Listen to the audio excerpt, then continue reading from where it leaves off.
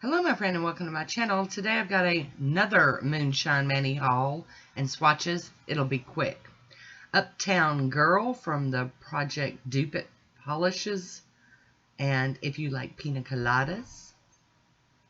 And then It's Friday Then, Project Dupe It. So these were the last three that I missed out on my Black Friday haul. I went back and they were in stock, so I grabbed them. So here we go with our first coat, and now our second coat of Uptown Girl. It's beautiful. Yes, indeed. All right. Where we go with our If You Like Pina Coladas. This is her take on Pineapples Have Peelings, and it's way beautiful.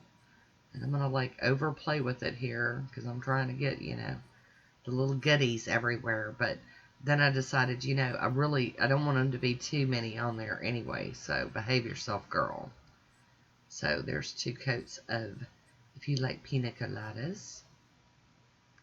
And then It's Friday Then.